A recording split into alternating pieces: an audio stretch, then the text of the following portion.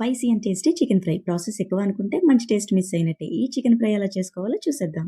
ముందుగా KG chicken తీసుకొని తగినంత ఉప్పు, పసుపు, 1 టేబుల్ స్పూన్ కారం, half lemon juice, 1 table spoon అల్లం వెల్లుల్లి పేస్ట్, హాఫ్ టేబుల్ స్పూన్ ధనియాల పొడి, 1 టీ స్పూన్ జీలకర్ర పొడి, half tablespoon garam masala, half teaspoon మిరియాల పొడి, 2 teaspoons kasuri methi, 2 spoons oil, కరివేపాకు వేసుకొని బాగా కలుపుకొని 30 నిమిషాలు మ్యారినేట్ చేసుకోవాలి.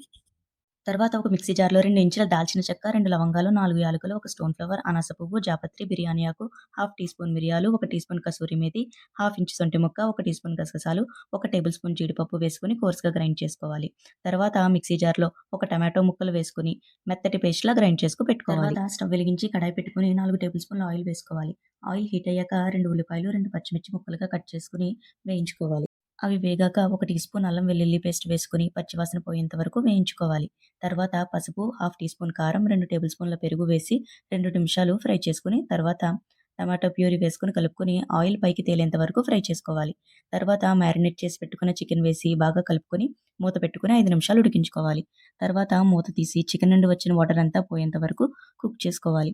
చికెన్‌లో వాటర్ అంతా పోయాక మనం ముందుగా రెడీ చేసుకున్న మసాలా పౌడర్ వేసి బాగా కలుపుకొని 2 నిమిషాలు ఫ్రై చేసుకోవాలి. చివరగా కరివేపాకు, కొత్తిమీర వేసుకొని కలుపుకోవాలి. ఎంతో టేస్టీగా ఉండే చికెన్ ఫ్రై రెడీ. వీడియో నచ్చితే లైక్ చేయండి. ఇలాంటి మరిన్ని రెసిపీస్ కోసం ఛానెల్‌ని సబ్స్క్రైబ్ చేసుకోండి. Thanks for watching.